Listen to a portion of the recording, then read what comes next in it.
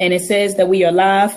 Welcome to Tea Talk with the Sisterhood. We meet every Wednesday from 1 p.m. until to discuss issues and solutions, but issues that are on the minds of the sisterhood. My name is Dr. Oya Ma'at, and I am the co-founder and president of Ed Anime Production. And each week, I'm telling you, I build with a group of powerful sisters on how we or what we should be doing to progress as a people. So before we get started, sisters, please introduce yourselves one by one. Tell the listening audience who you are and what do you do. Sister Lima, you want to go first? Because I always go first. Peace and love, family. Sister Alima Njai, also Alima La Poete. I am the author of Perceptions of a Misplaced African, Volume 1, available now on Amazon and Kindle. And thank you guys for joining us today.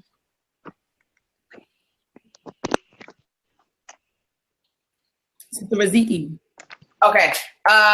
Peace and love, everyone. This is your sister. Was this the part where we show the flyers? Or No, not yet. We didn't get to that. Okay. No problem. Okay, so peace and love, everyone. I'm your what? What happened? Sister Raziki. Just introduce yourself. Oh, I know you kept saying something. Okay, I'm Raziki Spira. Y'all. Okay, that's it. No, go ahead. Who are you? Tell them what do you do? I'm your favorite sacred sexpert. I teach Tantra. I also practice it on my client Tantric Healing. And I'm also owner of Nature's Crown International. And we are a company that provides products and services in green and solar energy. Yeah. Okay. Fantastic. And I just want to, next I would like to venerate the ancestors, but usually we venerate, folks who, fought for the liberation of our. I just really today want to take the time to acknowledge brothers and sisters who have been or who are victims of police brutality. We lost a lot of them and they are now ancestors. So if you sisters don't mind, I would like to call the names of a lot of brothers and sisters, not a lot, but maybe 20 brothers and sisters who were murdered by police officers who are now ancestors, and their cases resulted in a non-conviction. So if you guys don't mind, I would like to honor, some of these people. Is that okay? Or so it can be man and woman. Man and woman. I was just going to honor some of those folks because they've really been on my mind, but they are ancestors now. And so I wanted to, acknowledge them and pay homage to them. So I guess I wouldn't ask you to call. I don't want you to respond with Ashe after each name because it's like 20 names. So I just want to take the time out right now to think or to honor Philando Castile, Terrence Crutcher, Sandra Bland, Eric Garner, Mike Brown, Rakia Boyd, Sean Bell, Tamia Rice, Freddie Gray, Dan Roy Henry, Oscar Grant, Ayanna Jones, Amadou Diallo, Trayvon Martin, John Crawford, Jonathan Farrell, Timothy Stansberry, Alton Sterling, Keith Childress, Betty Jones, Kevin Matthews, Clint Allen, Leroy Browning, Roy Nelson, Miguel Espinal, Nathaniel Pinkett, Cornelius Brown, Chandra Weaver, Jamal Clark, Corinne Gaines, Richard Perkins, Stephen Tucson, Michael Lee Marshall, Alonzo Smith, Van Sade, Anthony Ashworth, Lamont Eds Jones, Rashawn Coyle, and Dante Martin. Would you sisters like to add anybody else or anyone that I missed? Yeah, I would like to acknowledge H. Rat Brown, Fred Hampton, Medgar Evers, Harry and Harriet Moore, of course, our brother Malcolm X. Yes. And, that's it for me right now. Sister Alima? Oh, my bad. I had it on mute. Okay. Brother Akai Gurley, Rumaine Brisbane, Kajim Powell, Ezell Ford, Dante Parker, Yes. Tyree Woodson, Victor White III, Yvette Smith, Mackenzie Cochran, Jordan Baker, Andy Lopez, Miriam Carey, Jonathan Farrell, Carlos Alces, Larry Eugene Jackson, Dion Flood, Kamani Gray, Johnny Warren, Melissa Williams, Ronaldo Sueves, Shavis Carter, Chantel Davis, Charmel Edwards, Timone Robinson, Irvin Jefferson, Kendrick McDade, Rakia Boyd, and Sharice Francis. Ashe, Ashe, Asheo. Asheo. So today's topic is, what is the blueprint for nation building? But before we get to today's topic, let's discuss some hot topics, because I know that the sisters have a lot going on this summer, and I want the folks to know where they can find you and how they can support you. Sister Alima, I'm going to share my screen, and I'm going to lock it into my screen so you can discuss your upcoming event down in Atlanta. So can you guys see my screen? Yes. All right. So please tell us what you got going on July the 7th. And boy, I wish I could be building. Yes, I am excited to be finally having my first poetry reading for Perceptions of the Misplaced African Volume 1. It is going to be at 875 York Avenue Southwest here in Atlanta. So if you are in Atlanta and the surrounding areas, or you will be there on July the 7th from 6:30 to 7:30, you can come out and hear some poems. And I'll tell you a little bit about what inspired me with those poems. You can also grab some great vegan food. To that, some Caribbean vegan food is one of the best in the city. Black owned, by the way, so you can come support your people. You can get your copy of your book signed, or you can purchase a copy if you'd like. But I can't wait to see everybody. It's going to be a good time. I'm excited. Yes, and sis, are you guys going to live stream it? Are you recording it? I'm gonna get somebody to record it for me, and then I'll post it. Good, because I want to. Oh man, I know that's going to be a beautiful event. You know, just seeing you in action and reading. You know, doing the poetry readings and then explaining to the people, you know, what inspired you. That's going to be hot. Mm-hmm. So, yeah, brothers. Yes, so brothers and sisters, if you are in Atlanta, please come down and support this sister Alima. I'm telling you, I have the book here, and the book is very powerful. And then, sis, could you explain to the people how your book differs from most poetry books? Because it does, but I don't think that I would be good at explaining it. But explain how it's different. You know, how your book is different, how it differs from, you know, most poetry books. I would say the average poetry book typically centers around specific subjects, and it's usually life and love is what I typically sum it up to. Yes. But specifically in life, they don't necessarily always talk about the things that we personally endure. And for me, as an advocate for African people, I felt that it was important for me to use my voice to share what it is that we have experienced here, different truths that I have learned, lies that we still believe. And, you know, I just felt that the ancestors wanted me to tell their truths and tell their story. And so this is just volume 1, and I want to have 2 more volumes. Yes. Really just talk about, you know, what we experience from an African perspective. And misplaced at that, because we're definitely misplaced. Yes, that's right. And we are true indeed. So thank you for that, Sister Alima. And, you know, I just wish I was in the Atlanta area. I keep telling you that I'm trying to get down there with my children. Come on. I just, you know, you and I, when we were talking today offline, we were just saying the importance of living around like-minded people. That's right. And I can honestly, you know, admit that I don't, you know, in my community, we don't, you know, there aren't a lot of like-minded folks, you know, living together here in Baltimore. And so, you know, I need to get down there, because a lot of the people that I do build with, you guys are in Atlanta. You know, you're in Atlanta, Sister Riziki's in Atlanta. And so I got to make my way down there. Well, Sister Riziki, tell me what you got going on, sis, this summer. Okay, so let me pull up my stuff. So the first thing I want to talk about is my my Grand Trine Tantra Tier 1 class, which is entitled Breaking Blockages.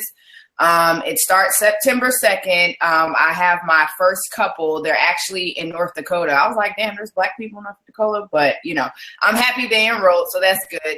And again, this is a system or a healing modality, if you will, that definitely takes us through the personality dysfunctions we have accumulated throughout the traumas that we've experienced. We deal with understanding how to relate positively with the opposite sex, a lot of self-healing going on.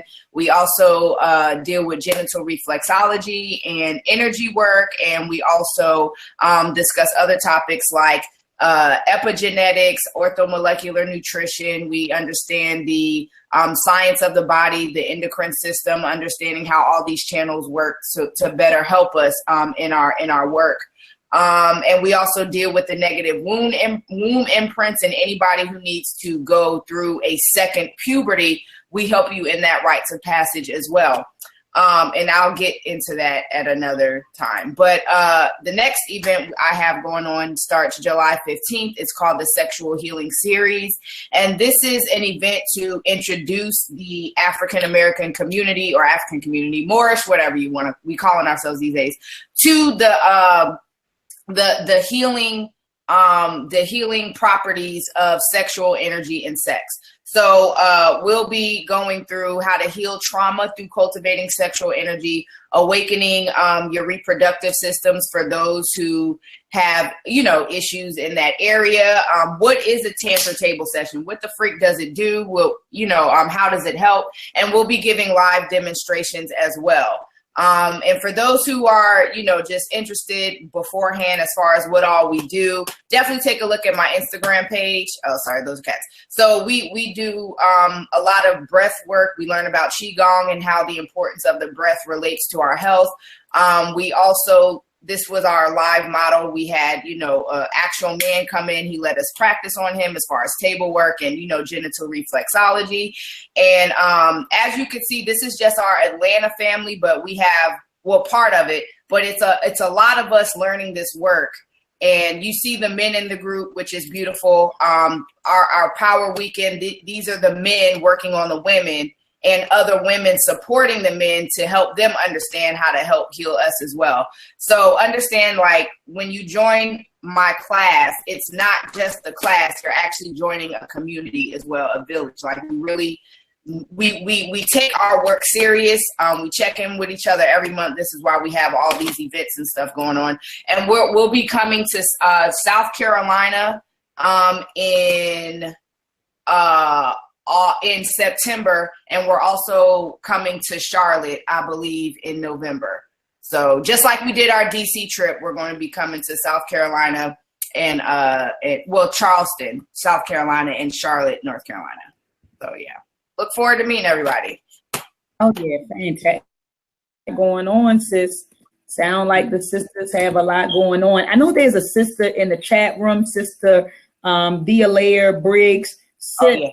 Try to restart your computer, because I sent you the panel link to join us. So just try to, like, I don't know, restart your phone, reboot your computer and see if it'll work for you. But I sent you the same exact link. I sent you the same link that all of us use to access the Hangout. And just try to reboot your whatever device you're using to get on. Try to reboot it and click the link again, because we would love to have you. But thank you for that, Sister Riziki. Let me share my screen so I can show folks what I have going on, what we have coming up. Can you guys see my screen? Yes, ma'am. Yes. Okay, cool. So Meltrek is now being shown at museums who are hosting Black film festivals. Yay! Thank you, sis. So at the Newark Museum show, and I'm showing right now a picture of the outside of the Newark Museum, they're having a Black film festival on on July the 19th at 1 p.m. And they will be showing Meltrek Exploring Ancient Africa. And we plan on being there. We're going to discuss the process that we use to produce Meltrek. So we're giving it all to the people. We're showing you what we did and how we did it so you can go and replicate what we did. And so we'll be there to do a presentation on our process. And we'll also be there to answer questions about the film. So that's going to be on July the 19th at the Newark Museum. They have a brochure online. Let me see if I can enlarge this. I'm not sure if I can. I can zoom in. Oops, I think I zoomed in too much. But let me try to zoom in a little bit more. Okay, so this is the brochure that they have online. We're at the bottom. They'll also be showing Meltrek on July the 17th at 10:30 a.m. at the Newark. So it's going to be shown in Newark at two places. Monday, July the 17th at 10:30 a.m. at the Newark Public Library. We won't be there, but we will be at the event on Wednesday, July the 19th at 1 p.m. at the Newark Museum. As that, Meltrek Episode 2 will also be shown at this year's Black Market and Film Festival on July the 29th in the UK. So if you go to, they have an Eventbrite page, but if you go there, you'll get all of the details. So it's going to be shown at West Green Learning Center at Parkville Academy. So this is the flyer that's been circulating online. Episode 2 will be shown, it says at 12:15 p.m. UK premiere of Meltrek Episode 2, Exploring the Pre-Columbian Americas. So this will be shown there. In the UK at their Black Market. We're communicating. So if you guys are in the UK, please come out and support these events. So that's what we got going on. Any other hot topics, sisters? Not that I know of. Okay, cool. Wait. Yeah, go ahead. Oh, wait, I got one. My husband's book, him and sister Naomi Bradley, Aaron Knows About Africa, is now available in Meadow Bookstore in Atlanta. Excellent. So in Atlanta, you can also cop that right at the bookstore if you're in the Greenbrier Mall. Excellent. I love that book, sis. Go ahead, Sister Raziki. I'm sorry. Go ahead. No, I had one more too. I apologize. I forgot. So can y'all see my screen? Yes, we can. But hold up, sis. Before you say that, I just wanted to definitely please support that book. Aaron Knows About Africa. Jalen, okay. I want him to bring you the book. It's an excellent book that teaches children about Africa. Bring your book to me, honey. Your Aaron Knows About Africa book. Bring that to me. And see, so when I'm talking about these products, I just want the viewers to know I'm not just, telling you to go get it and I don't have it. I'm not telling you to go get Perceptions of a Misplaced. Have it. I'm not telling you to go get Aaron Knows About Africa and I don't have it. When I say that I highly recommend these books, I stand by that because I've read these books. My son, in fact, just read Aaron Knows About Africa probably for the third or fourth time a few days ago. And it's a brilliant book to teach our babies about where they come from. Yeah. You go to different places, you explore Egypt, Nigeria, Ghana, and it teaches the children facts about these different places. Jalen, hurry up and get the book, honey. It teaches the children, so it teaches our babies where they come from. So now you're learning that you don't come from this dark continent, as Eurocentric education would have you to believe. It teaches our babies that we come from places that had thriving cultures, and that's what they learn from. They learn that we came from great civilizations, and so I'm telling you, please get that book and please support that book. So I'm trying to wait for him to get it to me. But go ahead, Sister Raziki. In the meantime, I'll wait. This I totally forgot, but this is another event that I'm speaking at in October in Destin, Florida. It's from Live, Heal, Thrive, and it's called the Art of Sacred Sexuality Retreat. And Brian and Karen, which is this couple here, they're us. I've been doing their retreats consecutively for like 3 or 4 years now, and I transform every single time that I go. I just get better and better. Not only as an instructor, because I'm teaching there, but just from what I learned from the other presenters and the people, like the environment to hear, the environment to be in, that's not only a safe space, but it's also a place where I get to hear some of the deepest, darkest, secrets or thoughts or feelings that men and women have that actually make my work better and also help us understand what's going on within the African family. So again, if you're in Destin, Florida, there is definitely a powerful event that is in your area. So sacredsexualityretreat.com. Definitely look that up, and I will definitely be there. And again, not only myself, but we have 2 male presenters as well, which I think is awesome, because I think a lot of men need to get more into this arena of actually offering other solutions to men about how to be more dynamic in relationships as a husband, as a father, and just as a member of your community. So that's all. Thanks.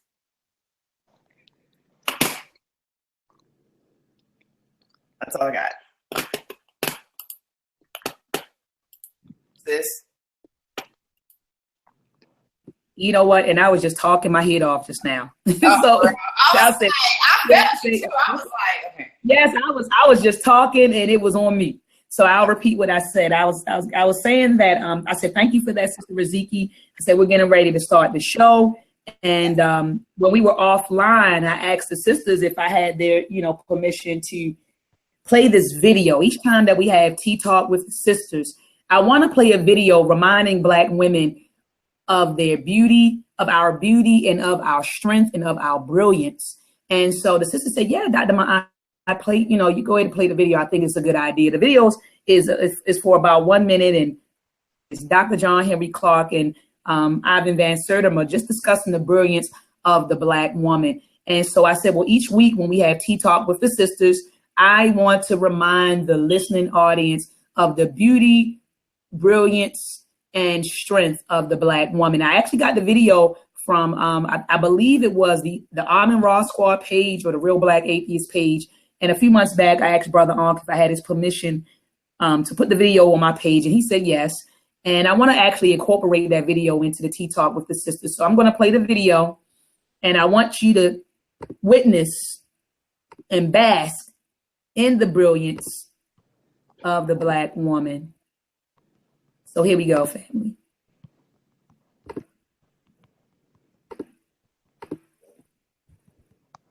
To come out, which shows that a Black woman mothered all people on the planet at this time. Woman, in fact, is physiologically more complex than man. Hence, Eve cannot come out of Adam. Only Adam can come out of Eve.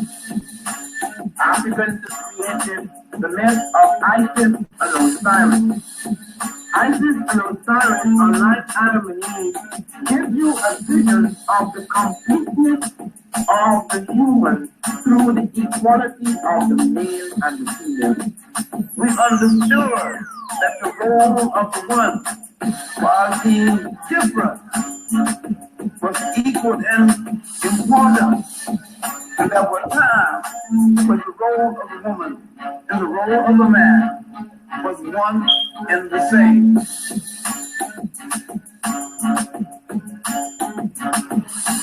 Many of the goddesses of the Europeans were Black. The goddess of chastity was a Black woman, Artemis. They could have chosen their own women. They chose some of their own women. Important goddesses were Black as the life giver. We recognize that role as being over and above something that man could do. And that is the woman. Of the southern and eastern Africa, that is the Black woman, total, final, complete. Homo sapiens sapiens, that produces of the people. That is the fundamental mother of mankind. Ashe. Ashe. Had to start it off like that, sis. Had to start it off like that. I know that's right. All right, so let's get to it. That was powerful. So yes, that you said that was powerful, Sister Yeah, Riziki? that was. I never even seen that video. I never even heard that. I mean, yes, I heard it in other, you know what I'm saying? But the way that was just really dope. I got to look at it again. Yes, that video, I'm telling you, it energizes me every time I watch it. So I want brothers and sisters who are in the chat room, who are viewing the video later, who will be viewing the video later in the archives, man, just to see that video, man, and just bask in the brilliance, the strength, you know, and the power of the Black woman. So let's get to the topic at hand, sisters, because I know time is ticking.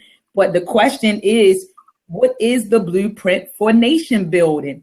Now, I was on the phone, and you know, there's always a an impetus, you know, to these shows that we do. I called Sister Alima this morning, and I was frustrated, and I'm like, sis, you know, there's a lot of going back and forth about about Dr. Wesley Muhammad's statement, his statement that he made on the Black Breakfast Club. Sisters, do you want me to find a video and play the clip? I think the clip is only for about a minute. You guys want to just play? You said who was on there? Sis. She blanked out. Sister Alima, Sister Riziki, do you guys want me to play the 1 minute clip? Yeah. Okay. Can you hear me? Yes, I can hear you. Yeah. Okay. Yeah. Okay, so let me play the clip. And while I'm playing the clip, while I'm looking for it, Sister Alima, can you kind of talk about what's hold on, let me go to videos. Okay. Dr. Issa. Okay, here it is. They played a clip in the beginning. Okay, so Wesley Muhammad, Dr. Wesley Muhammad, he was on the Breakfast Club. Okay, let me share my screen. He was on a Breakfast Club, and he made a statement regarding degrees in Africana studies. And so let me play it for you. You need more education to get into work. Some kids say to me that they don't feel like they need college because they see people that are successful that never pursued higher education. And that's true. Everybody doesn't need college. And the fact of the matter is, most of us are pursuing DS as in full as degree. I mean, because we're pursuing fields that aren't practical. Well, talk about it. What are some of those degrees that people are pushing towards? Well, folks will get mad at you. Let them get mad. But 4 years, $80,000 for an African history degree, that's not practical. African history, you can get knowledge yourself without incurring the debt. The stifling debt that college education imposes on us. And when we get that degree, it has very little practicality. That's not a nation building skill. But a lot of us are running to get an African history degree. I'm not disrespecting those who are experts who have their degrees in Africana studies, but I would not, as conscious as I like to think I am, as pro-Black as I am, I would not recommend or even allow my children to pursue an African studies or Black studies degree. So what in college? What do you?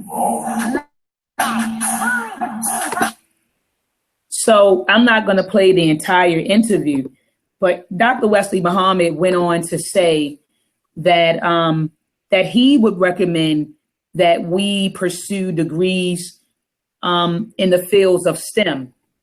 I don't disagree with that. I actually have a degree in STEM. I have a bachelor's degree in electrical engineering. and I have a doctorate degree in engineering. So it's a doctorate of engineering degree. And my focus was signal processing. So we're talking about communications. And that was my focus. And I highly recommend that we do pursue the STEM fields. There aren't a lot of us who are getting degrees in STEM. And so I definitely, would encourage us to do that. But I would not discount those or discourage those or deter people from getting a degree in Africana studies. In fact, I was sharing with Sister Alima this morning that initially I wanted to pursue a degree in Africana studies when I was an undergrad. And my mother, she said no, because my mom was at the time, she actually was an assistant principal. This is in 1999. And she was just explaining to me how hard it is to how hard it is to make it in this world with, a degree in education. And she didn't want me to struggle. So she said, I want you to pursue, going to give you something that's going to grant you a good job so you can make a lot of money. And she said that I was always good with math and science. So, she brought home a magazine and it listed the top degrees. And at the top was computer engineering.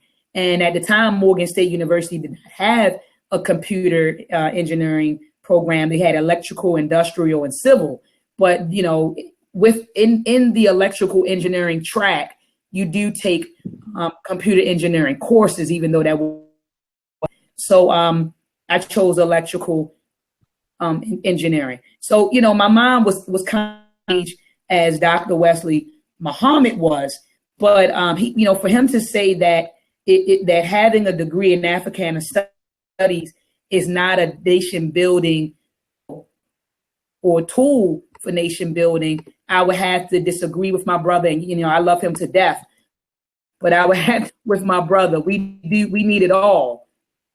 We need brothers and sisters who understand history and culture, and we need brothers and sisters who are builders, brothers and sisters who systems. So I think that we need it all, because when you build a nation has to be predicated on some sort of culture. Now let me read something. Let me read an excerpt out of Nation Building by Kwame Nkrumah. Kwame Nkrumah, author of Nation Building, he said that nation building is predicated upon awareness and cultural consciousness. Let me say that again. Nation building is predicated upon historical awareness and cultural consciousness.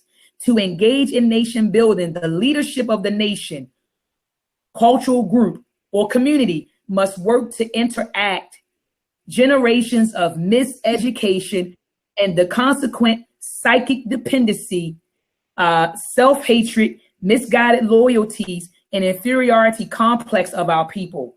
Cultural conscious parents within individual families have in fact acted to re-educate themselves and then collectively sought to counteract the culturally debilitating effect of media and popular sentiment on our children. The nation, several communities and families additionally have responded by establishing. So he's going into nation building, but the key sentence was that nation building is predicated upon historical awareness and cultural consciousness. So our brothers and sisters who decide to pursue a degree in Africana studies, I wouldn't deter them from doing so, because I think that we need it all. We need brothers and sisters who are aware of our culture, who are aware of our history. That is the foundation of building a nation. What do you sisters have to add, or what are your thoughts on the comments made by our dear brother, Dr. Wesley Muhammad? I was trying to figure out what was his. Oh, I have an echo. Oh. Sister Alima? Is it still echoing? No, I don't hear an echo. Okay, it's just on my end. Okay. Well, I'm just trying to figure out, he says that he doesn't feel that it's necessary, but he didn't really, I didn't get listening further. Did he counteract that with why he felt it wasn't necessary? I know he went on to say, he kept on saying, he said that we have the knowledge. he said we have the knowledge, and he was saying that I don't think you need to spend, 80 grand on, trying to get knowledge of self. He was saying you don't have to do that. If he said it doesn't have any practicality. I would have to go back in and re-listen to it because I did listen to it when it first aired. But since then, a lot of people have been on this comment about Africana studies, and brothers and sisters who have degrees in Africana studies were highly offended by his comments. And remember, Sister Alima, when I was on the telephone with you, I was saying that I understood, or I think I understand where he was coming from. Maybe it was just worded poorly. Mm-hmm. You know what I mean? And ended up because I definitely understand, and I agree. Yeah, like I get it, but I think that I get what he was trying to convey, but I think that the way he conveyed it, offended a lot of brothers and sisters. Yeah. I do believe that we should be pursuing, more of us should be pursuing a degree in STEM. I mean, technology makes the world go round. In fact, in Kwame Nkrumah's book, Nationbuilding, he talks about why the European was successful on page 12. And let me read that to you guys. On page 12, he says that during the colonial era, Europe was the center of technological development and dominated the world as a consequence. Let me say that again. During the colonial era, Europe was the center of technological development and dominated the world. So we got to get back into the sciences. We need the STEMs. Okay. He said it is clear now, given the ethnic nationalism, that technological mastery was a transient cloak over the much deeper and essential features of national culture. The so-called success for whites, Europeans, in America was due entirely to the confluence of three factors: abundance of land and natural resources, he said, in the Western Hemisphere; B, the Europeans' new technological proficiency; and C, the European moral vastness that permitted them to systematically and callously eradicate the indigenous American population and possess their lands, destroy the civilizations of Africa, enslave its people, and take possession of African land and natural resources. Europeans were thereby under adequate wealth and opportunity to ameliorate any potential ethnic rivalry amongst themselves. The important point here is that culture is much deeper and more essential to the historical. Oh, he said then technological achievement. Wait a minute. He said that culture is the basis on which technology is built. Whoa. He says further, technologies reflect the historical, cultural assumptions of the nations in which they are spawned. Powerful. So he's saying that it's all rooted in your culture, which is your history, right? Which is your history, which is your language. So he's saying that culture spawns technology. So, what do you sisters had to say about this? What do you had to say about, this whole thing? Because I mean, I get what he was saying, but we can't dismiss our brothers and sisters who have degrees in Africana studies. We can't. I would not say that it's the impractical degree or that it has no practicality. I would not go as far as saying that. And again, that's my brother. I'm not trying to bang on him, but I think that it was just how he worded it. Does he have a degree? Yes, he does have a degree, and I think it's in Islamic studies. Okay, so I believe. I can say I know that he has that degree. Yeah, in Islamic studies is definitely. I could say that. How is that going to benefit us in nation building? Yeah, I have a degree, but it's not in like African studies or nothing. But here, just having a degree, period, in advertising, for example, right? Everything I learned in that school, I could have learned being under some kind of mentor and spent that $80,000 investing in a business or whatever the case may be. So when he says that, I totally understand, and I do agree to a degree. The school system where we are learning African American studies, to me, I just don't feel it would be as extensive as investing your $80,000 into actually going to Africa, living there, studying under a shaman, or whatever your goal is, you know. But I also understand, unfortunately, the country that we're in, they require a piece of paper to say, hey, I'm qualified to be able to perform this job or teach this, irregardless to the outside experience I've had based around it. And a lot of these people who are talking about, well, you know, I didn't have to go to college to do this, that, and the third. It's the very same thing that I'm talking about. These people wanted to learn coding, and instead of going to school, they invested their money in getting their own particular training or whatever. And a lot of people, and I've been on jobs where there's people who don't have degrees who know way more and are experienced way more than people with degrees. And also knowing the state that we are in right now, it's kind of like when people want to talk about, oh, well, you know, we needed to do polygamy and all this stuff because the time we were in, we needed to populate the earth and our men was getting killed in the war. Well, the time that we're in right now, as Dr. Claude Anderson was talking about in one of his speeches, without reparations, we're going to continue to fall behind. So the time that we're in right now, you know, do we think more of our people should be investing their time into STEM so that we can stay competitive, so that we can actually, you know, build our communities and all this stuff?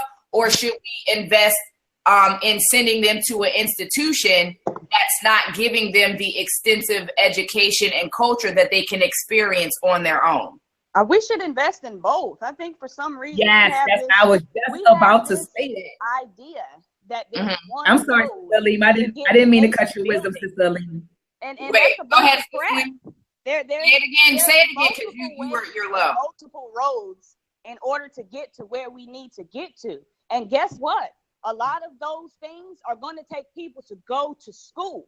If you're talking about building a nation, you need doctors, you need lawyers, you need politicians. You have to go to school for this stuff.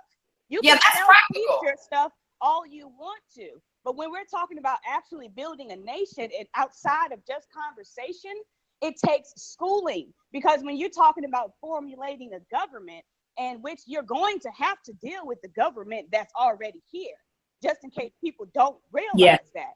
They don't give a shit how many books you read.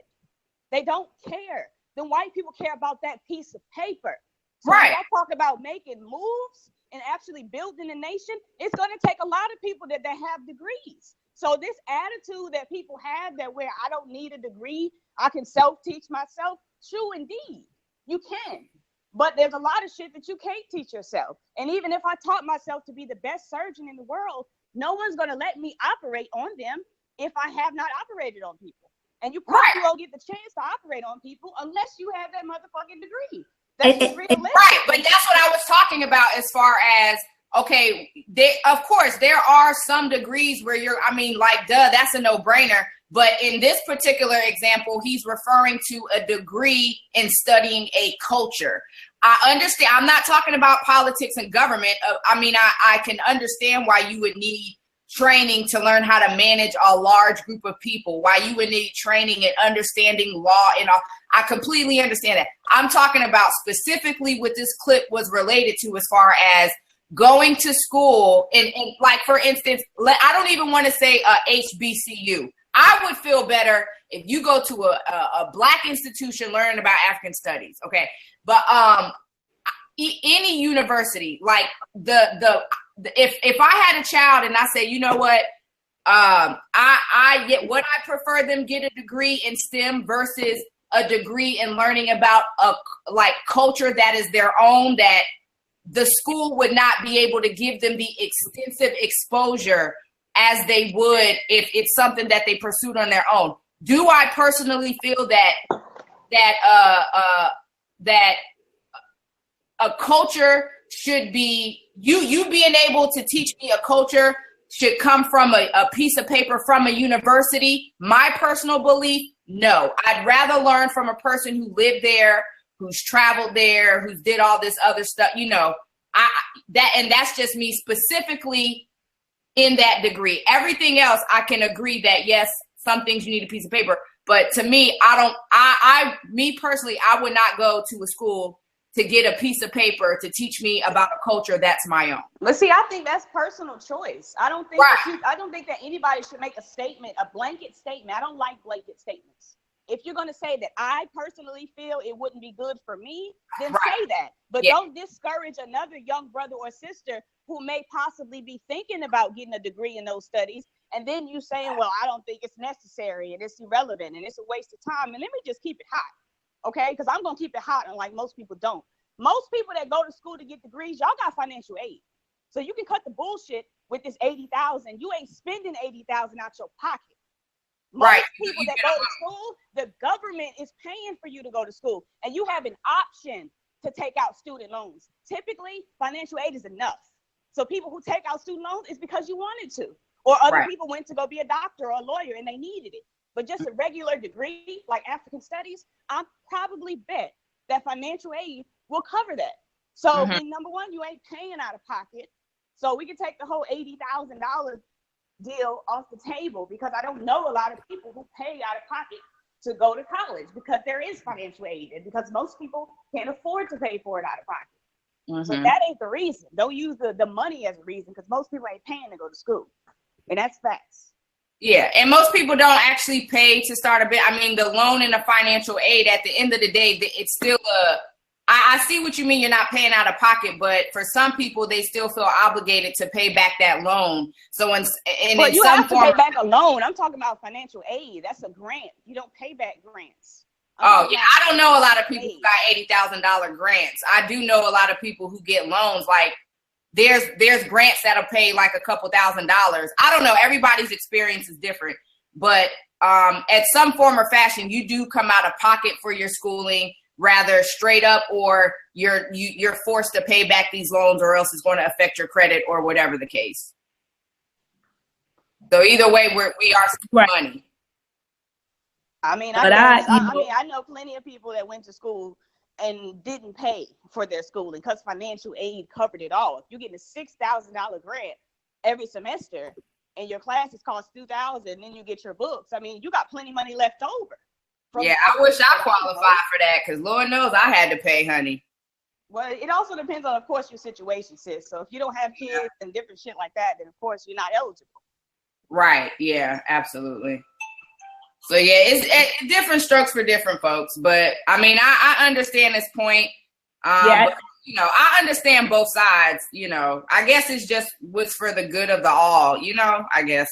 Let me get in though. I just want to chime in, sis, because I have to agree with Sister Alima and in that we need it all. I think we need it all. We need folks who are experts in our history and our culture, and we need folks who understand STEM. I think that we need it all. And but I would never, for example, Jalen, he loves history. That's my 7-year-old son. If he came and told me that he wanted to get a degree in Africana studies, I would not deter him from doing so. Exactly. I wouldn't. My son Isaiah, he's going to be going to Howard University, not this school year, but next school year. He's aiming to go there, and he wants to pursue a degree in business.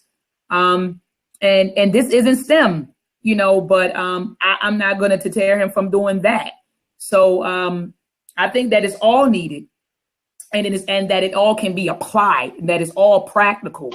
Because in nation building, we need it all. We need STEM. We need folks who understand history. We need folks that understand culture. We need folks that understand business. I would not discount somebody's degree. Now, and if you tell me that you got a degree, even if you got a degree in gym, would I spend $80,000, or would I go get financial aid to go and pursue, a degree in physical education? Not me, but we do need people who understand physical education. We know, so we need it all at the end of the day. So I would never discount someone's degree and say that it's not practical. I think that was kind of like poor. It was harsh. And I think I understand what he was trying to say. Me too. But he just kind of said it in a way that offended a lot of folks. That's all. And then I was also sharing with Sister Alima. I was also sharing with Sister Alima how, and I'm not trying to go in on this conscious community, but goddamn, something got to be said. This conscious community. Now, granted, you have people like Dr. Issa, Brother Reggie. They, sign that in them. They put out a video addressing Dr. Wesley Muhammad's comments. Rightfully so. These brothers are hot. These brothers have, invested their time, energy, and money into Africana studies. So they were offended by his comments. So they spoke out about it. Great. If it offended you and you want to get it off your chest, by all means do so. But when I was reading the comments, then you got these bandwagon folks, just stirring up trouble, trolls. And I found it kind of hypocritical and ironic that this is the same community that does not embrace people who have degrees. So now you are upset with Dr. Wesley Muhammad, and I'm not talking about Dr. Issa, I'm not talking about Brother Reggie or any of them. I'm saying that there are folks in the community who in one breath don't respect degrees, but in the next breath get upset with Dr. Wesley Muhammad for calling a particular type of degree impractical. It makes no sense. I'm going to start calling the conscious community the damn confused community, because I see a lot of confused individuals in that damn community. So you don't respect degrees and you call it the white man's degree. And then you get upset with a brother who calls a degree or a type of degree impractical. Make up your minds. Either you respect the degree or you don't. And I think that a lot of people don't in that community don't respect degrees because they don't understand what degrees are. They don't understand what they signify. They don't understand what it takes to get the degree. So of course they don't respect the degree. Hell, probably 75% of them don't have one. Right. So they don't and they don't respect them either. They don't respect them either, sis, because the whole notion in this goddamn community is that you can teach yourself whatever the fuck you want to learn.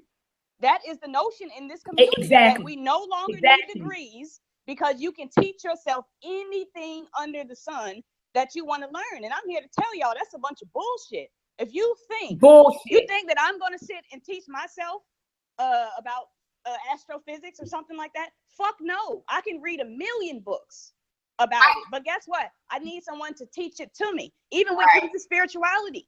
Right. I have read so many books on Ifa and the different orishas, and I still am like an infant.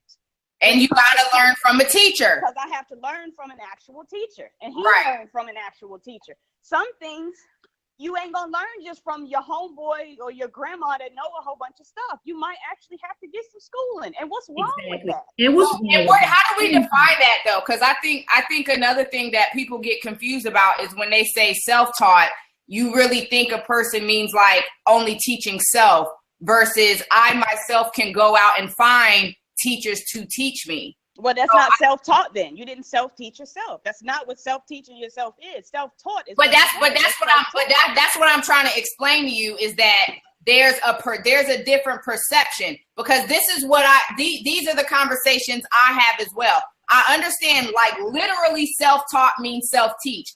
So whereas other people like self-taught, no, I had to go out and find my own teacher. Like they still accredit that to them self-teaching as far as me making the decision. I need to go and find this teacher and learn under them. And it may not come under a degree. Right.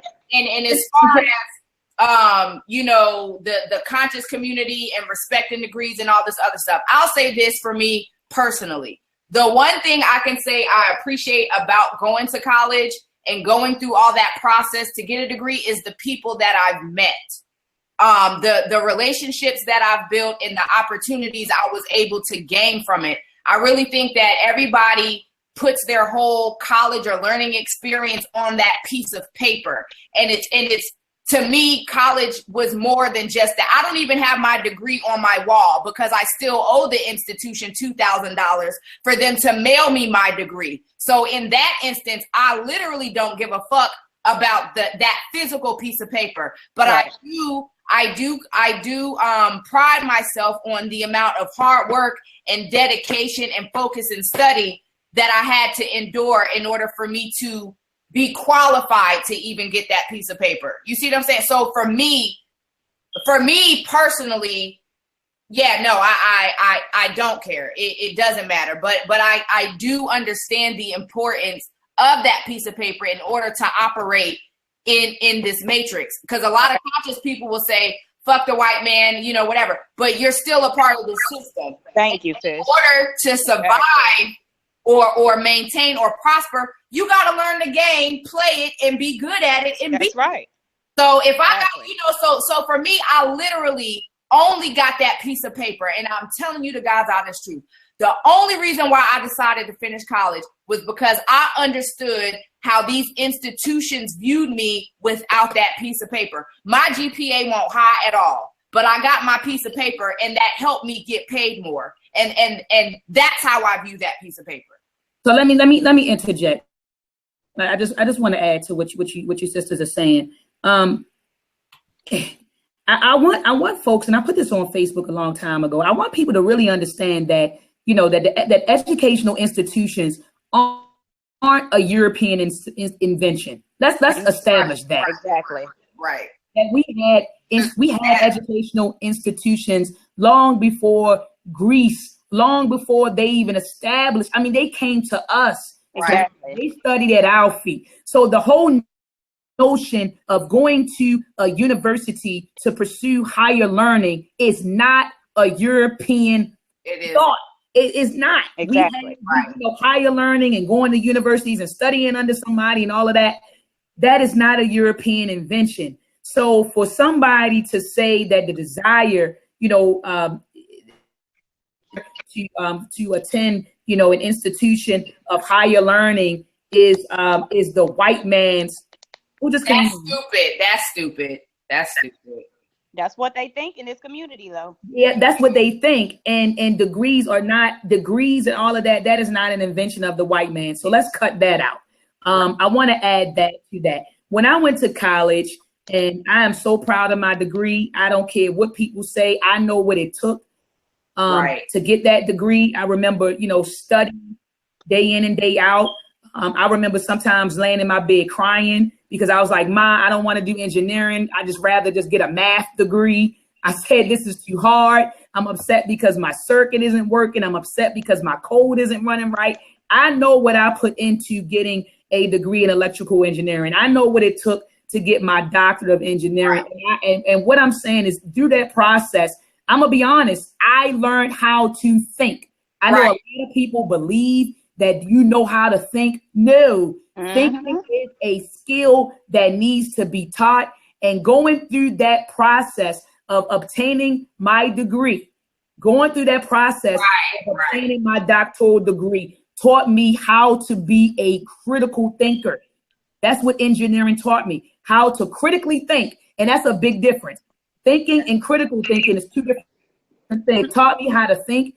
It taught me how to critically think. It taught me how to problem solve. It taught me independent research. It taught me how to formulate a solid research methodology that would yield fruitful results. This is what going to college taught me. So it's not just a piece of paper. It's the process you have to go through. Yes, it's about the entire. It's about the entire experience of it all. Yes, exactly. I definitely want to add that. And so, we got to get off this kick. These and schools are an invention of the European, because it's not.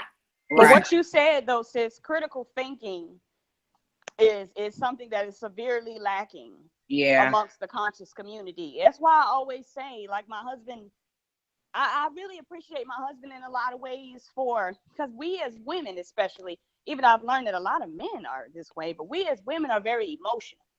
And so when you're not emotional, you're not logical. Right. And so I noticed that most people in this community, they operate emotions over logic. Yes. So therefore they lack critical thinking.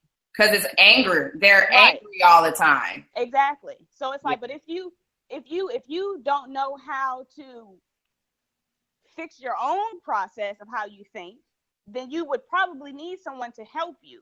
Right. And like you said, college does help you in that way.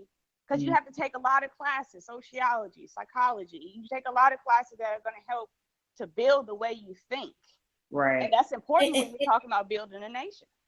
But do you think too that, and because going back to the African mind and how we learn, and for me, like, okay, what I had to learn to do is not so much pay attention what people say, but why they're saying it and where it's coming from. So when we talk about, we've always had universities and schools of higher learning.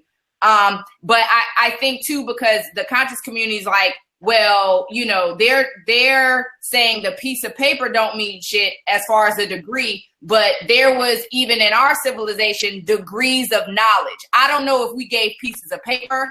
I don't know what we did for somebody to say, hey, this person accomplished this level of degree of knowledge or whatever the case.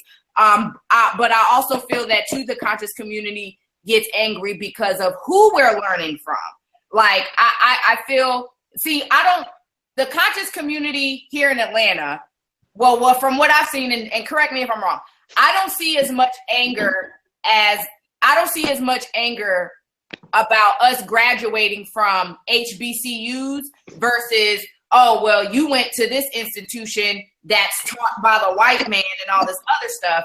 And I'm just like, yo, as long as the information, sometimes how I feel, depending on what it is, I don't give a damn who the information comes from as long as it's right and exact. Mm-hmm. So you can be white, Chinese, Indian. You know what I'm saying? Right. As long as what you teaching is right and exact, then I'm going to learn and listen to it. And the conscious community, like, we restrict ourselves in our own thinking. Yep. That's a fact. Because it's like, I don't want to learn from this person or this institution, you know, because it ain't black. And I'm just like, well, if we knew a lot of our knowledge was stolen anyway, I'm personally going to go back to the motherflubbers who stole it. Because I need to know. I need to know what's going on. I mean, I'm definitely going to go to my people, but I'm not going to close myself out, because this is how you stay competitive. That's right. So, and let me add to that. I want to add two things to what you just said before I lose my thought. I just want to add to you real quick. This didn't mean to cut your wisdom, but you are 100% correctly. Dr. Amos Wilson, in one of his lectures, he said, you know, he was addressing folks who say, I don't read books written by, you know, white people. He said, when you do that, you limit your perception. Absolutely. You limit your perception. So he doesn't recommend, you know, that attitude, that mentality. I wanted to add that. Two, Dr. John Henry Clark and his, it was a documentary that he did with Wesley Snipes. I forgot the name of it, sisters, but he did a documentary with Weslly Snipes, and Wesley Snipes produced a sort of documentary featuring Dr. John Henry Clark. I have it on my shelf, but I don't want to reach for it. But I forgot the name of it. But during that documentary, Dr. John Henry Clark said when he wanted to learn about Africa and get knowledge of self, his teacher told him to go read European history. Go study European history and study European culture. And then I'll teach you culture. I say all that to say, Sister Riziki, like you said, we must read everything and not limit ourselves and limit our perceptions. So go ahead, sis. I just wanted to kind of get that out. Absolutely. And let me ask you guys this, okay? Because Dr. Amos Wilson always talks about the he talks about the ideology of individualism, right? Right. And he's saying that we have been inculcated with this ideology of individualism.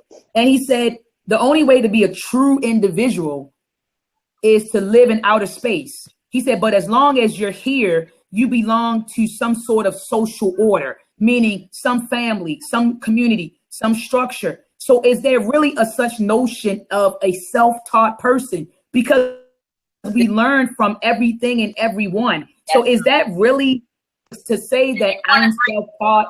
To say that I'm self-taught or I'm an autodidact and all of that bullshit.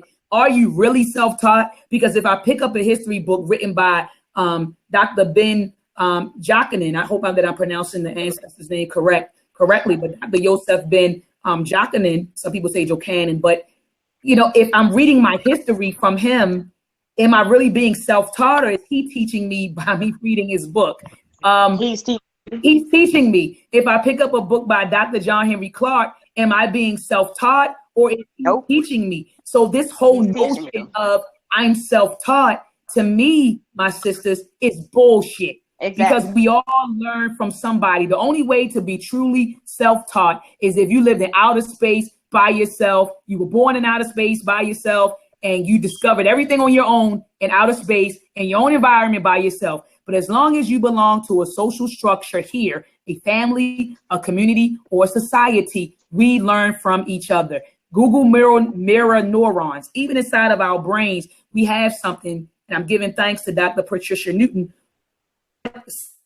psychiatrist who studied under Dr. Frances Cress Welsing. In her last lecture, she talked about mirror neurons. Shout out to brother Minister Asar, who's in the chat room. In his last lecture, White Oppression, Black Trauma, he talked about mirror neurons. Inside of the human brain, we have mirror neurons that permit us to mimic what we see, to act out what we hear. And so are you really self-taught? You're not. So I just wanted to add that to the conversation, ladies. Yeah, I get it. We get caught in the semantics part. I don't know. I sometimes it's a gift and a curse to just understand both sides all the time. I don't know, but I understand what he's saying, but I also understand why people say I taught myself how to do this. I mean, I just do. So, I mean, I don't know. Like, that's all. I just understand, you know what I'm saying? Because, like, even with, for instance, you know, there are things that, like, let's just say, you know, when you used to take stuff apart when you were little and put it back together. You know what I mean? Like, for me as a child, there was just something that was like, you know what, let me take apart this rotary phone, see, you know, take it all apart and then put it back together. You know, for me, and mind you, I probably never saw anybody do this. This was something in me that said, I want to take apart this phone and put it back together. And so I take apart this phone and I put it back together, and then I'm messing with stuff and I'm like, oh, well, maybe this relates to this. To me, that is me self-teaching. To me. Right. I'm talking about brothers and sisters, sis, who pick up books and be like, I'm self-taught. Oh, yeah, no. That ain't even enough. Yeah, no. See, but I guess I would just be the petty one, because I would say that even though you took apart that phone, you probably seen somebody take something apart. There's something but not that you saw that showed you how to take things apart. You see what I'm saying? Even though you might not have seen someone take a phone apart. Right. In your subconscious, you saw someone take something apart. So it was something in you that you subconsciously or consciously learned that showed you how to take that shit apart. That's all I'm saying. I'm just like I said, I understand both perspectives, you know, because it's one thing to be inspired by something and do nothing with it. Right. Versus be inspired by something and actually do it. And when you do it, that's actually where the real learning comes in. For me, just watching somebody, that ain't learning for me. For me to actually apply what I've learned and what I've seen, you know what I mean? To me, that's where the lesson is. That's the real teaching. But and again, everybody, you know, and see, this is why I'm very open and understanding, and sometimes even held back when we come to like being in a group and group think. Because just because I'm in your village, I don't have to think about things that you do in every single instance. You see what I'm saying? And everybody's perception of something is based on their own experience. So if you want to say you're self-taught, you go ahead and say that. I don't have to agree with it, but you go ahead and say it. You know, yeah, so at this point in life, I'm over semantics. I'm just like, okay, but what can you do with it? You're self-taught, but what can you do with it? You're self-taught, but what can you show me that you've experienced and you can apply and then it works? Yeah, but I want people to understand that whole self, I. We got to get rid of that whole mentality. We got to get rid of it. That's where you learned shows. It's in the application. Yeah. Like I said, you read 1 million books all year long, but if you can't apply what the hell you just read, you didn't learn anything. Talk about it. Thank you. Yes. Exactly. I agree. Exactly. Show and prove. So sisters, let's move on. We then went in on degrees, you know, on the comment made by our dear brother, Dr. Wesley Muhammad. So let's get into the components of nation building. One, we talked about education. So we spend a lot of time talking about the need for education. We talked about, having that intelligentsia. You got to have that intelligentsia present, in nation building. And when you say stuff like we don't respect degrees and we don't respect this, to me, you scare off the intelligentsia among us. And I'm not saying that you're not intelligent if you don't have a degree. Please, I don't want anybody to take that. No one's saying that. Comment that degree out of context. But it's asinine to sit there and say, oh, I don't respect the degree. You kind of asinine comment, in my opinion. So we need that intelligentsia among us in order to build a nation. That might be folks who have degrees. It might be folks who have experience that are equated to having a degree. But we need intelligentsia among us to educate us during nation building. So another component I would like to add for nation building is having healthy relationships, because we can't build a nation and not have healthy relationships. Absolutely. That is vital or key to building any relationship. I mean, any nation, having healthy relationships, having healthy male-female relationships, having healthy families. You know what I mean? Because remember, when you're living in a community, you're living around a bunch of families. So those families need to be healthy families so we can have healthy communities. And then you can take these communities and interwove them into a healthy nation. So any other components you guys want to add regarding nation building, or if you want to expound on relationships? You have to develop a body of government. Everybody always talk about nation building, but I have yet to hear anybody talk about building a body of government. These are facts. Like, how are you going to build a nation without the very first key component? It's the body of government. And not to mention that body of government, as I said earlier, has to work with the body of government that's already established here. So aside from that, and then re-identifying national, what is your national identity now? If you're going to build a nation, now who are you? Because if you're no longer going to be African Americans, because that's with the United States nation. Right. So who are you going to be now, and who makes that decision? Yeah, that's very key. And like I know people don't like this group, but the only reason why I give them credit, because I learned a lot about nation building, and that's when I was studying with the Moors of the Great Seal. And so she's right. I definitely learned about what is a body politic and forming a government and nationality. What does it take to actually form a nation? You need a flag, you need bylaws, you need all the stuff that you see the Corporation of United States of America has. We have to have that too. We have to have who's our governors, our mayors, our army, our police department. Like, yeah, really. But it's like we're not even, man, it's so much. Now I will say this, having a degree in political science or something, that's very necessary and practical. I back that 1,000%, because in order to, operate within this government, and this is why you see a lot of people in this Moorish walk getting in trouble, because you're not really understanding what Noble Jew Ali did. You're not really, or was trying to do, or left here for us to pick up, or at least imitate. Because what I learned, and correct me if I'm wrong, but Marcus Garvey and Brother Muhammad was influenced by Noble Drew Ali. And this is why we have that whole movement of the, they say, this could be wrong, but how the Nation of Islam was kind of able to correlate literally their nation, if you will. And as well as when the Garveyites, they were all trying to form their own nation as well. So, but people, I'm gonna be honest, man, all this anger and shit in the conscious community, man, niggas ain't ready. Exactly. Because it takes work and it takes study. And sometimes you're going to have to do stuff that you don't want to do. And it's going back to this self thing. It's not about you. It's for the greater good. That's right. You know what I'm saying? So somebody has to go out in this field and grow this food and build these houses. Yes. Because you don't want to work under the hot ass sun. You don't want to do it. That's right. So now I got to go find some Mexicans because they'll do it. Thank you. And then you're going to complain about why I'm not hiring black people because y'all don't want to do no damn work. Talk about it, Queen. That's all we want to do is motherfucking talk. Oh, excuse me. Right, and we want solutions, but we don't want to do the work.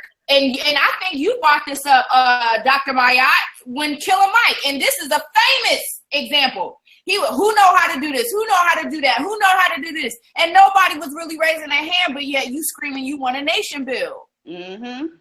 Yeah, I talk about it all the time, Sister Riziki. And then you have brothers and sisters out here who present you with solutions, and you don't support the solutions. Exactly. You know, are you really about nation building? You know what I mean? Are you really about that? You know, I just want to add to the conversation group economics. Right. You got brothers and sisters that talk about Black empowerment, but you don't even want to buy and support your own brothers and sisters. Exactly. Like literally, Sister Alima and I were talking about how on Facebook, when we put up, when brothers and sisters, and she and I, you know, we share the same experience. When a brother or sister will put up a product, right? A book, you know, a service, a film, you know, a shirt, we don't buy it. We'll like it, we'll share it, but we don't go inside of we don't utilize our resources, our money, our dollars to support products and services, you know, that are produced by our brothers and sisters. So are we really ready for Black empowerment? Because Black empowerment is based on economics. We gotta support each other. And so if you can't even buy a damn book from one of your brothers and sisters, the hell you talking about we nation building? Exactly. You don't even spend your money with your own people. Mm-hmm. And then but you talking to me about nation building. Yes. But then too, this is something we also got to talk about. I mean, okay, go ahead. No, I was just going to say it's sad that when I looked on Facebook yesterday, someone put out a Buy Black challenge. How pathetic. Wow. A Buy Black challenge? Wow. Really? Like you need to be challenged? Yeah. You need to be challenged to buy black. Buying black should be a lifestyle. I'm telling you right now, y'all, if I didn't look a mess because I went to the track, came home, got the show started, didn't shower yet. But I'm telling you, if I would put this damn camera on and just go around my place and show you all of the products that I have, just supporting Black businesses. How is it supporting Black businesses should be a lifestyle. It should be a cultural practice in your goddamn home. Now, I think it's pathetic that now on Facebook and social media, we have to be challenged to buy Black. Or challenged to boycott. Yeah. Challenge. And, you know, and I'm not even with boycott. Fuck boycott. I'm tired of boycotting because boycotting is this. Okay, I'm going to stop patronizing you until you give me what I want. And then when you give me what I want, then I'll continue to patronize and enrich you. We don't need to boycott. We don't need to boycott. We don't need to boycott. We need to replace. Exactly. Fuck boycotting. Yeah. No more boycotting. We need to replace. So if you don't do this, we're not going to boycott you. We're going to replace you. Exactly. You get what I'm saying? My definition's right. Because I swear I thought boycott was just don't fuck with them no more. I ain't. Man. Yeah. I mean, I see when Dr. Ma'at is saying that, yes, that is what it means. But like she said, it's always temporary. And my problem is unless boycotting is done on a major level, it's like permanently. I thought boycotting is pointless. Don't ever. Oh, I see what you mean. Like we got to be boycotting has to be something we're not unified to boycott because in order to boycott, everybody's got to be on the same damn page. Yeah. So if you got the conscious community, which probably represents 2% of the African American population here, if that much, I won't even give them that much. Yeah. So, and then you have to talk about how many people within that little pathetic 2% are actually going to do what they said they're going to do. That's not going to affect the market whatsoever. Yeah. No. Let me ask y'all a question. Okay. Let me ask y'all a question. Do y'all think, because y'all know, again, and we've talked about this before. Well, we've always been a tribal people, right? So do y'all think that energy of tribalism is affecting our inability to unify? Because we can be cliquish. Like I won't say Black people can't unify at all, because honey, if it's an NFL game or a Super Bowl, we can unify some shit, but the conditioning is, what is it about us that will have us unify about stuff that don't really matter versus the stuff that does? And also, do you feel like because I don't identify with everything you identify with, I can't unify with you? Because we have to take this into consideration. And even amongst Black people, this is why for me, I've stepped away from the belief that every single Black person is going to be unified. I hate that I had to step away from that belief, but I'm coming to a realization just based on my experience. It could be negative, but even for instance, with the Tantra crew that I'm whatever, to me, that's a part of my tribe, because not only do I heal with them, I do business with those people. And what allows us to get along is that they're not, I'm gonna just keep it real. I don't want to be bombarded by all the restrictive thinking that you restrict yourself with. Mm-hmm. You know what I'm saying? So when I want to do business and all that shit, I don't want to hear, oh, I ain't gonna do this because the white man doing that, or I ain't gonna do this because you a Christian, and I don't want to hear none of that. I don't want to hear none of that. I'm here to heal and I'm here to build. So I also feel that Black people unify based on just common interests. I may not want to build with you or unify with you because I don't rock on the same frequency that you rock with. Mm-hmm. And we got to be real about that. We've always been a tribal people. All tribes always got along. We had our own wars. So is it also a fault within us to think that, are we operating on false hope? I would say, number one, I've never had the thought that all African American people, or whatever you want to call yourselves, would be unified. Because when you talk about even just from the continent, they've never all been unified. Right. Because if they were, it wouldn't have been so easy for the white man to come what he told me, someone else is telling me he's wrong. That's all he wanted me to do. Go to the judge, mention my name, and tell him I said he's wrong. I said that, and he asked me for the judge. Oh, okay. Yeah, say it again, Sis Salima, because I'm saying that when you think about Africa, we've never been fully united. Okay. Even on the continent, because if we were, there would have been no way we would have been able to be infiltrated the way that we were, because we would have had like one massive army, or all the armies would have came together, all the kings would have talked to one another like, hey, look, these white people is coming in my town, let me let you know what's going on. They weren't close like that. Yeah. So that shows, you know what I'm saying? So I think from history, we have never been fully united. But the difference, I will say, that in Africa, they would, if need be, unite. But that's something that we won't do. Because we have plenty of reasons why we should be by now, but we still aren't.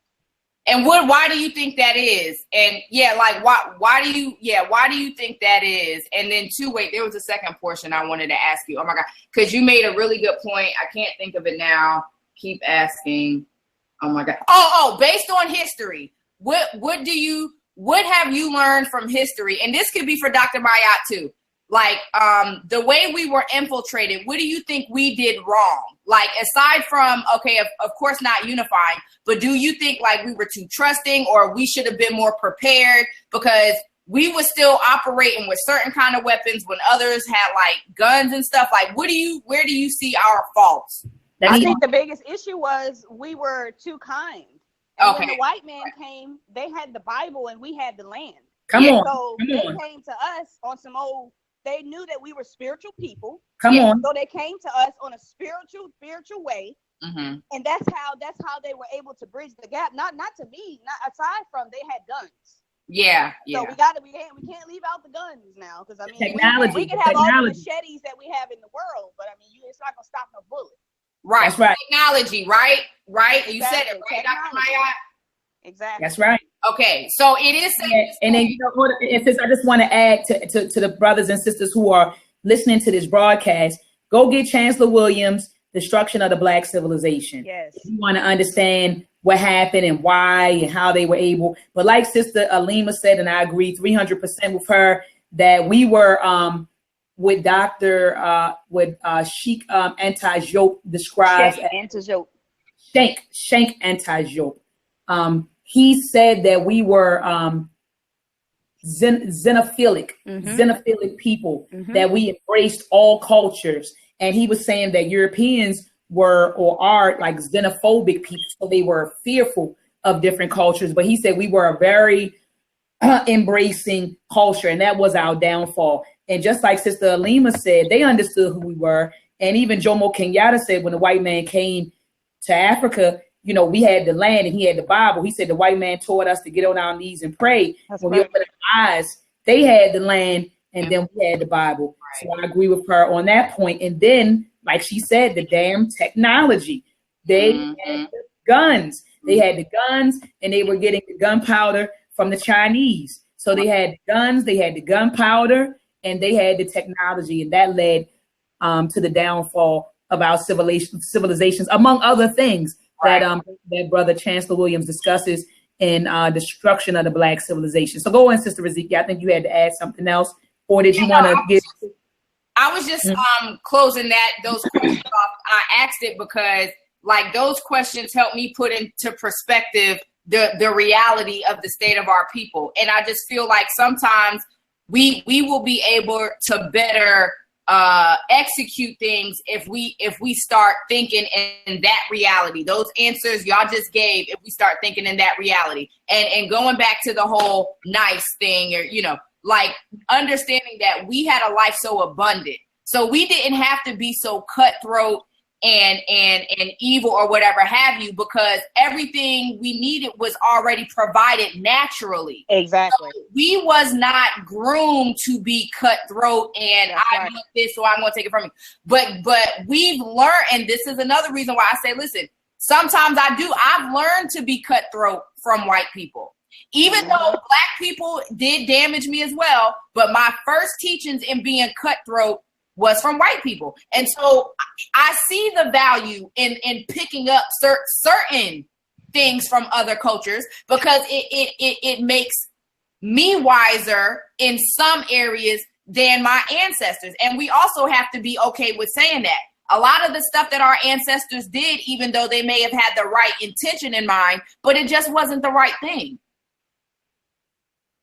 And that's just my take on it. And as we are living in this day, we too are going to be ancestors. So we have to start doing the right things.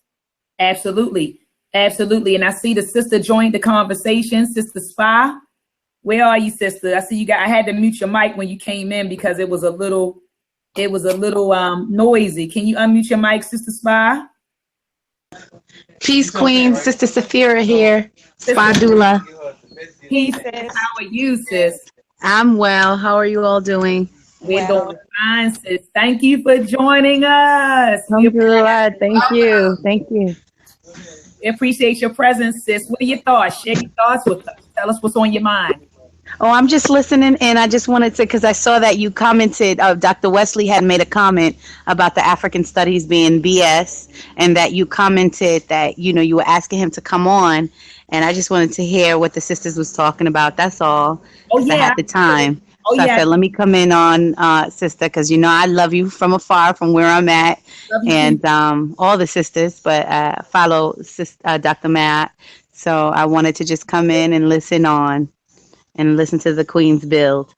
Oh yeah, no doubt. I was just we were just inboxing each other, Dr. Wesley Muhammad and myself, because I told him that we were discussing his comment, and I just, you know, I like to be real with folks. You know what I mean? Like when I'm discussing someone, I don't want them to, you know, I wanted to let them know I'm discussing with you know, the statement that you made. Yeah, I didn't want him to think that I was just talking about him behind his back or criticizing him behind his back. So I was like, look, you know, we're live right now discussing your comment.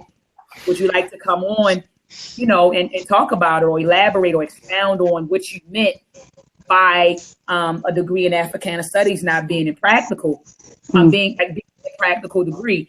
And he was saying that he inboxed me and he said, you know, I declined a lot of shows. And he said, Doc, I would come on your show. He said, but, you know, I'm a little busy and, you know, but I would definitely come on your show. He said to discuss it. But he said he was, you know, engaged in something else. But I wanted to let him know that he was, you know, being discussed. I didn't want a YouTube video go up and then it's like, oh, the system's banging on me, or you know. Yes, man. Just an FYI, so it doesn't seem like it's anything. Just being transparent. I am a part of the ALA team, but that's not why I came on. I came on because I genuinely just wanted to hear. And if he did come on, that would have been awesome. But I wanted to hear because he did build on it a little bit, you know, on the Breakfast Club recently when he was on there. And I don't think he was, I think part of what he was saying was, it's not that you shouldn't study it, but he was like, there's so many of the youth that are coming up and becoming scholars, like they're focusing on that, but they're not really focusing on the actual building of the civilization versus just learning about it. So I know that was kind of like, you know, part of his positioning. And so he was saying in order for us at this point to really make some things happen, we have to tap into the agriculture and, you know, things of that nature, but not necessarily just damning the Africano studies, but applying how our ancestors built the, you know, the kingdoms that they can't even build now. You know, they can't even tap into the mathematics of those kingdoms now. So I think he was going that route. And if I know him, he's probably going that route with that conversation. But I can't wait to hear it later on. But I definitely, if I ever can get Dr. Matt and you and him rather on the line, I'm trying to be there for that conversation, because I know that, you know, I don't know the rest of you sisters, but I know you sisters are very intelligent, and that's the energy that I'm trying to be, you know, around and build with. So alhamdulillah, thank God, you know, all praises due. Absolutely, sis. And absolutely, sis. And I, you know, that's why I gave him an opportunity. I sent the link. I posted it on under his I think he put up a post about an hour ago. So I put the link under there and then I inboxed him. But I think that's where he was going. And as I said, you can you know, rewind the broadcast back whenever you get an opportunity. But I was saying that I think that Dr. Wesley Muhammad, when he said that, when he called it impractical, I think that the way he said it offended folks. Right. I kind of, and I was saying this, I understood what he was trying to say. At least I think that I understood what he was trying to say. But I think the way he worded it just offended a lot of folks. You know, I agree that we need both. I stand on that. I think, you know, we need both, and I don't discount anyone's degree. I think we need it all. We need our engineers, we need our mathematicians, we need our scientists, we need our, I was even saying that we need people who have degrees in physical education. I think we need it all. Yeah, we need it all. So I was saying that I would never deter someone from pursuing, you know, non-STEM degrees. And I would never down anybody for pursuing, you know, degrees outside of the STEM area. So I just think that it was just how he worded it. And I'm looking kind of clean today when he goes live at I think it's going live at 5 p.m. Central Time. So that would be. Oh, okay. Yeah. I got to check that out. But yeah, I agree with you too, you know, because I'm very free and open. Like I really don't judge. I try not to judge people's, you know, studies and or positioning. I just listen and, you know, just try to what works for me, so to speak. But I know that as scholars, sometimes you're so, you know, kind of like stuck in how you roll. You know what I'm saying? So, you know, it's always good to have the sisters, though, because, you know, the sisters always know how to bring that balance, that feminine energy and balance. And yeah, I agree with you.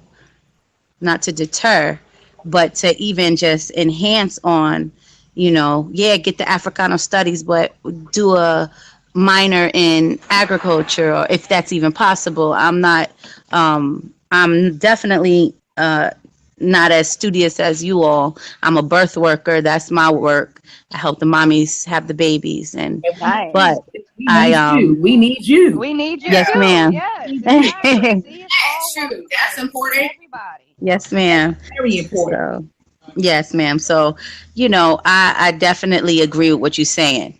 But I'm excited to hear what his position is too, because he's, you know, I just love to listen. Sis, and do me a favor when you though, sis. I really do. Because I not even listening to the whole thing, but I do think from what you said, his main thing was not to discredit, but if you get a degree in that, like, how do you apply it? You know, aside from at a university. And I think that's what really matters. If you're going to go get a degree, like, just make sure the way you apply it, I guess, contribute in a good way. Yeah, I think and I think that he was just trying to encourage more people to get involved in the STEM areas. And we need that encouragement. How he went about it, offended some folks. The wording and what he said, it's impractical. And he knew it because he said, I know I'm going to upset a lot of people. So he gave that caveat before he even made the statement. He's like, I know I'm going to offend a lot of people, but he's like, some people have BS degrees. And then he said, and I know that I'm going to offend some folks. And they were like, Charlemagne the God said, well, no, go ahead, doctor. What do you mean? Yeah, that was Envy. Envy said, go ahead, offend them. Yeah. Go ahead and say it. And he was like, Africana studies, you know what I mean? So, maybe he said how to apply it. Yeah, I think he knew. So, I'm looking forward to the brother clearing that up, on that. So, sister, we were talking about the different components to nation building. So, the sisters talked about, relationships and how we have to have healthy relationships between males and females, family and communities. To build a nation. One of the sisters said a body of government, a national identity. We talked about education for a long time.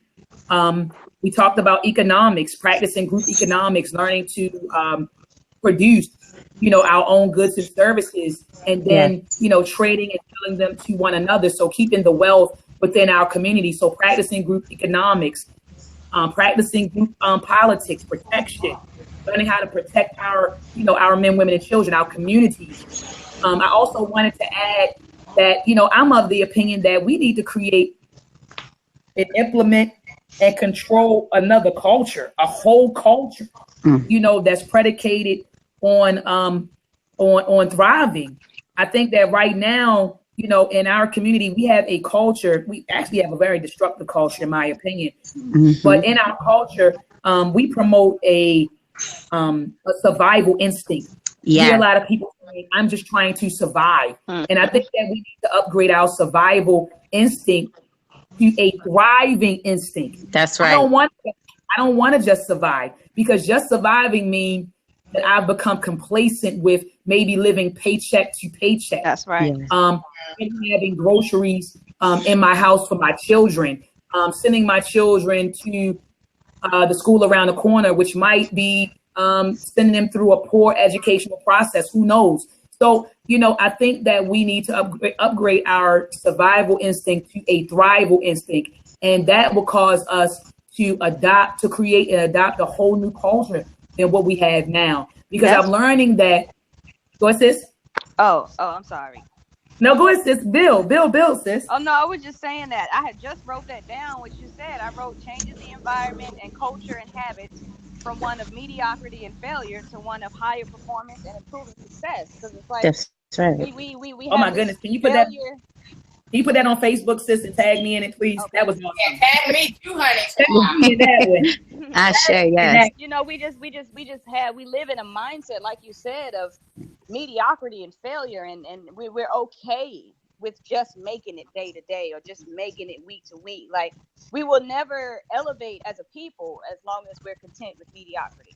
And our environment and our culture, in order for us to be able to thrive in a positive way, it's going to be hard to do that within the environment that we live in. Hello. We live in a oversexed, overzealous, all about money type of environment.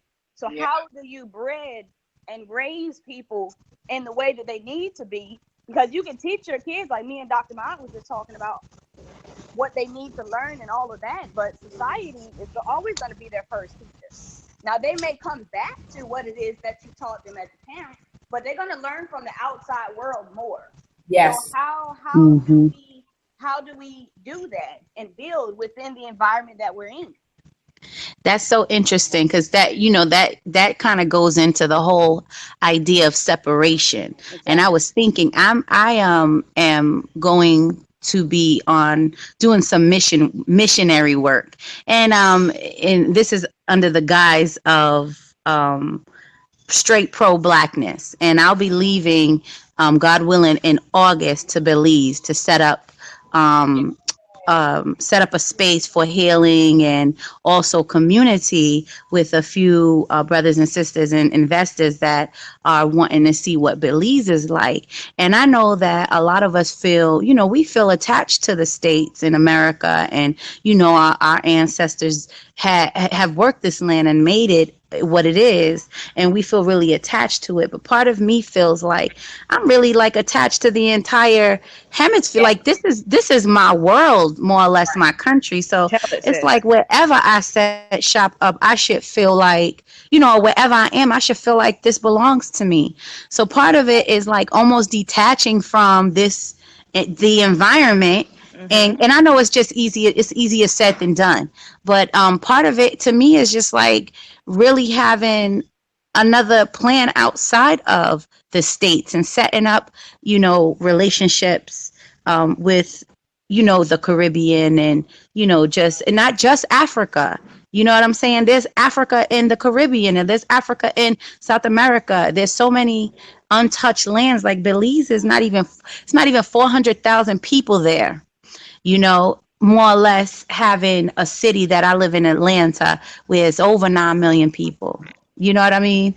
But part of it I'm thinking is the separation aspect. Yes, not just a part of America, part of a massive land in America, but even going abroad and literally just vacating from the way of this world. You know what I mean? It may be far-fetched, but part of me, like for me, that's how I feel like I'm going to go, and God willing, everything works out the way we plan it. And I really just want to be able to set up an Exodus plan for people that don't even want to be bothered. That's all me and my husband are talk about. It's all about repatriation for me. Because when people keep using that excuse, my ancestors built this land. First of all, okay, they didn't do that shit because they wanted to. That's right. Don't act like they went and filled out applications. It was like, yeah, I want to build this. They didn't have a choice. Right. So why? And then you can't even hold on to the value that they left. Exactly. Right. And not to mention, I will say too, I don't believe every single black person in America was a slave. There was a way there was way more. Well, I ain't gonna say more, but there was a lot of free black people.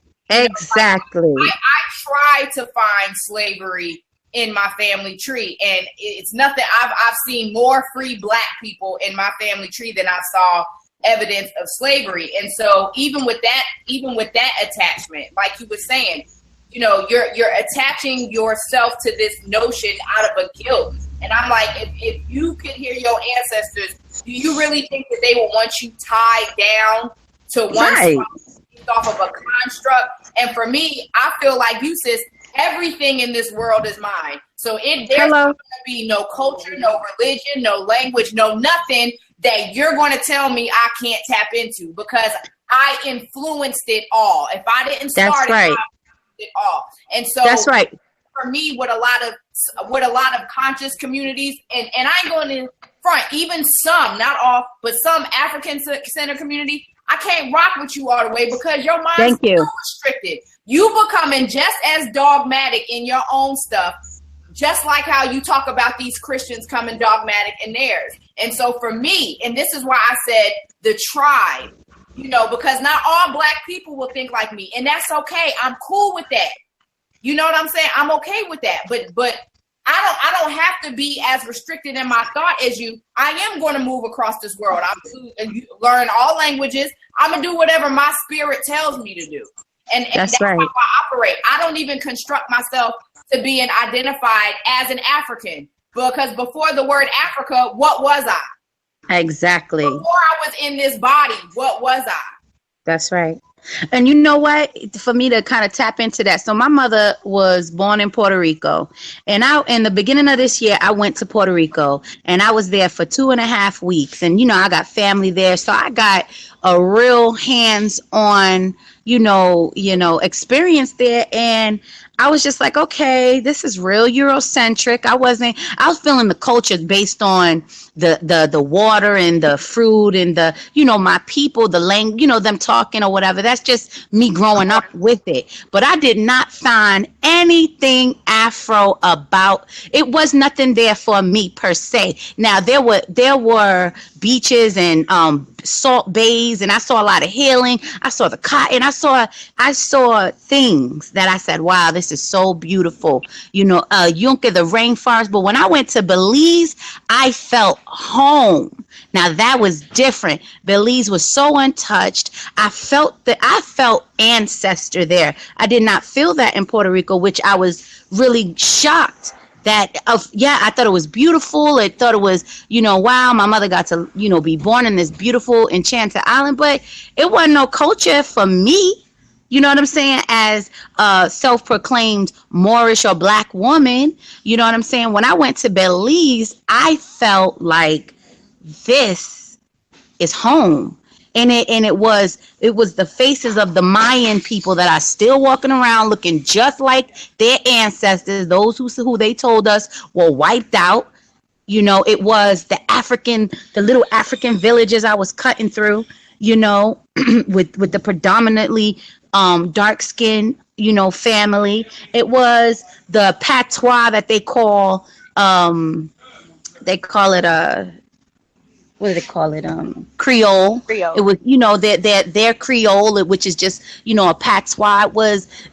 It was just a whole nother energy. So for me, it was like, okay, because I've said years ago, I'm just going to move to Belize. Like, I never even knew where Belize was on the map. I didn't know anything about it. Just back in the day when I was still in my 20s, that's what I said. When I get out of here, when I leave America, I'm going to Belize.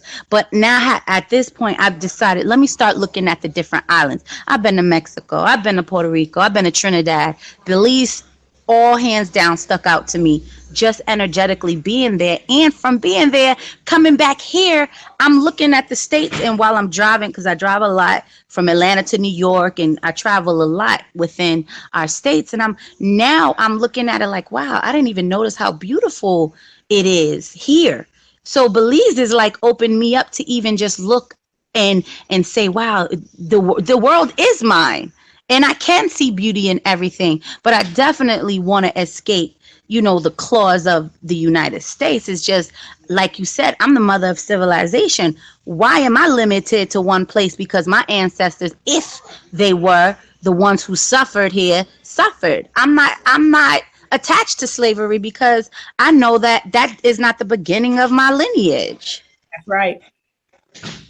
So it was really deep in a beautiful experience, and I pray that we can really sustain and maintain out there and get things going the way that I envision it, because a lot of my sister friends are like, oh man, you're leaving. And I'm like, I'm leaving, but I'm setting up somewhere for you to go.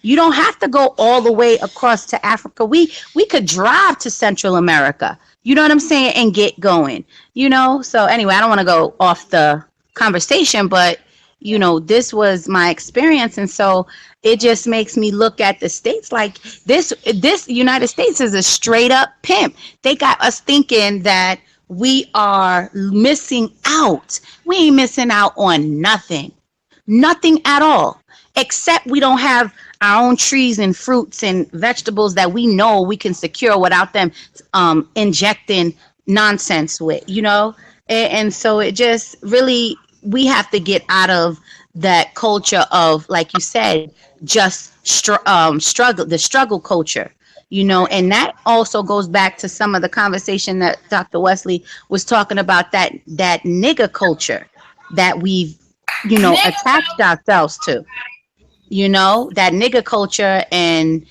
us really relying on it. Like somewhere down the line, we really forgot, beyond what the white man has done to us, we've now even intoxicated ourselves even more, and with all the information that we have, I feel like at some point we got to just take, like he was saying, die nigga die, like this nigga stuff got to die, because it's it's suffocating, and it creeps. Like it's the struggle. The struggle. Like, let's not call it a struggle. I mean, even though, like, you know, like, because thoughts are things, and how we speak is what we manifest.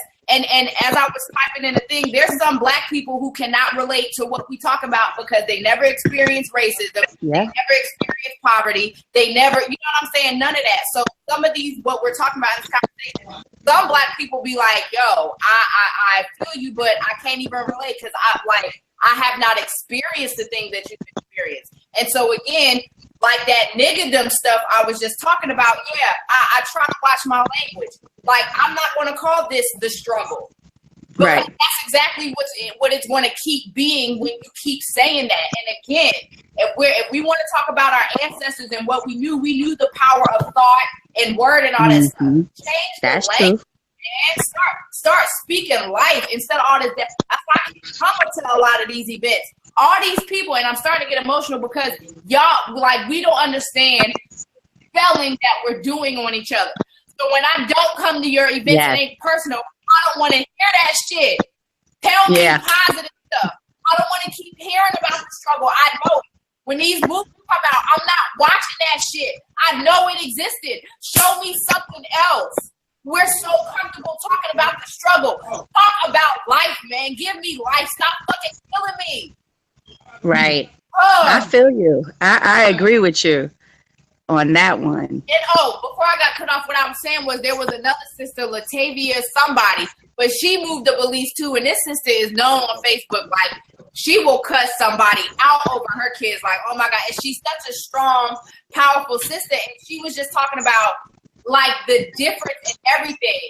Like you said, with the environment, a lot of people don't realize, with, you know, some of our behavior has to do with all these electromagnetic fields and shit that we around. Like, y'all gotta understand this, man. The amount of research that was done to understand who we are and how we operate, just for them to put in place certain things to throw us off, is freaking amazing. It's freaking amazing. And we just got it. Like, okay, let's get off my pulpit. I'm getting emotional. So, sisters, I hate to cut it short, but I have got to go. I have to leave. I'm so glad that I came on and I got to hear y'all. I am Facebook friends with Dr. Mayat, but I would like to be connected with you all as well. How can I do that? My name is Safira. How you spell it? Safira. On Facebook it's Adams Proton, but and the last name is Yasin. Yasin. Okay, I found you.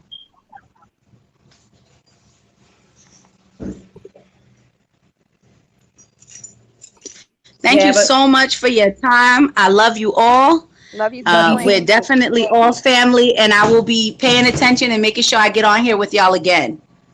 Oh, we love you too, sis. Thank you for joining us. Yes, thank you for joining us. I appreciate the bill. Thank you for having me and having this forum. Peace, family. Peace. Enjoy your day. Thank you. You too. I want to add before we close, family, that we're getting ready to close. I want to add that the brothers in the chat room were talking just now about resources. You know, one of the components to nation building, they said, are resources. We need access to natural resources. Right. Well, who is the biggest or largest? Who is the possessor of the largest amount of natural resources? Africa. So we have to connect with our brothers and sisters on the continent. That's why I salute Brother Marcus, the Honorable Marcus Garvey, when he Black Star Line, because that permitted brothers and sisters in the diaspora to trade with each other. You know what I mean? It's so much I want to say, family. I came from a meeting a few days ago, and Sister Riziki knows what I'm talking about. Like 2 days ago, I had a powerful meeting with a brother, and he brought in 2 other brothers. Well, one of the brothers was a Liberian politician, and another brother has a budget for $4 million, and they're trying to renovate a district right here in Baltimore. And so I'm not going to disclose everything online. You know what I mean? But we're working. resources. That's why he reached out to the politician in Liberia. And the Liberian politician was talking about how they have oil and diamonds and gold there. I mean, we have to reconnect with our brothers and sisters on the continent. We need a food courier outside of the U.S. We have to, brothers and sisters. And that's why what you're doing, Sister Riziki, as far as going over to Kenya and getting land there and cultivating that land with fruits and vegetables and herbs, that is very vital. You know what I mean? And so we got to reconnect with our brothers and sisters on the continent, because we need resources. Exactly. You know what I mean? We need resources, And so I just wanted to add that. I saw the brothers building in the chat room on that when we were talking about components for nation building. We need resources. Yep, that's why I want to repatriate back to where everything is. I ain't got to move to some Spanish country and get everything imported in, and then you paying somebody else for importation, and it's just the same old. But I think we've always been in an import-export, right? Well, yeah, of course. Yeah. So I would love it I'm cool with import-export as long as it's from the African nation of whatever said country we importing from, Exactly. And it's definitely important to just connect with the nation within the nation. So Black people, I just hope we travel more, man. It's a beautiful thing. It really is. Get a passport, family. If you don't have a passport, get a passport. Go somewhere and start small. Absolutely. All right, Sister Riziki, are you there? Yeah, I'm just in my feelings a little bit.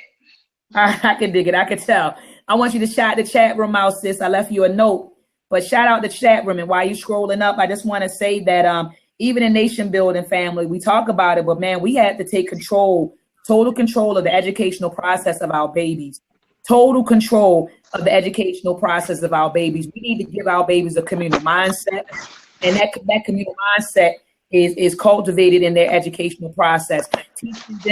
Teaching them to be thinkers, teaching them about group economics, teaching them nation building skills is a part of our educational process. And we don't control the educational process of our babies. So in nation building, we have to start by building our babies. You already know. I tell you guys all the time. I know Sister Riziki wants to heal the adults, and I understand why. Because at the end of the day, while you building these babies, you can't send them home to broken adults, right? Hello. So we also have to work on adults.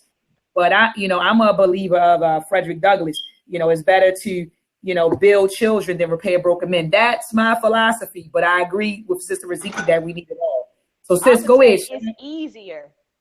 Yeah, it's easier. To build children than to repair broken. Yes. Broken. Somebody got to do it. Yeah, somebody got to do it, Sister Riziki, and I don't have the patience. So, Sister Riziki, look, that's why we need folks like you, man, because I'm telling you, with adults, my patience runs short.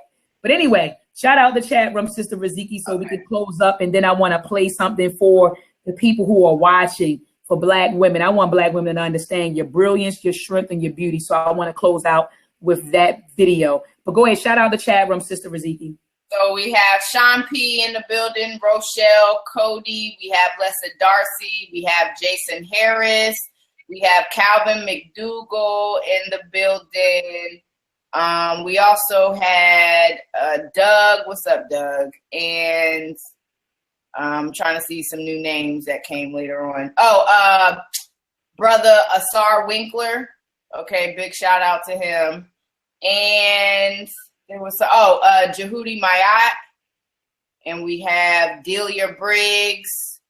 We got T Duck, and I think that is it. That's it, sis. Yes, I already said Calvin McDougall. Yeah, Delia Briggs. I said T Duck. Did I? I don't know, but T Duck. Yep, that's it, sis. Because it, same people comment. All right, that. Oh, the sis is on there too. Sorry. Yeah, that's it. Peace to the sis. I've been trying to get her on. I've been trying to get her on the show, but she keep running from us. So hopefully one day she'll join us. Hopefully one day she will join us. So with that said, family, I'm going to play this video. Dr. Ivan Van Sertimer and Dr. John Henry Clark discuss the brilliance of the Black woman. Black woman, understand your brilliance, understand your beauty, and understand your strength. We will see you guys next time with Tea Talk with the Sisters every Wednesday from 1 p.m. until. Peace and power, family. Peace, family. Studies have come out which shows that a Black woman mothers all people on the planet at this time. Woman, in fact, is physiologically more complex than the male. Hence, we cannot come out of Adam. Only Adam can come out of Eve. Africans have created the myth of Isis and Osiris.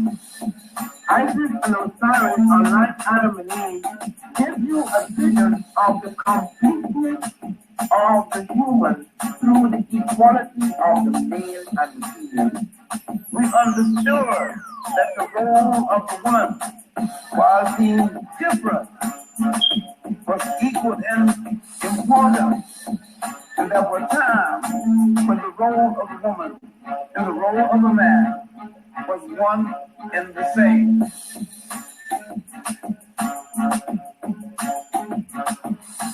Many of the goddesses of the Europeans were Black.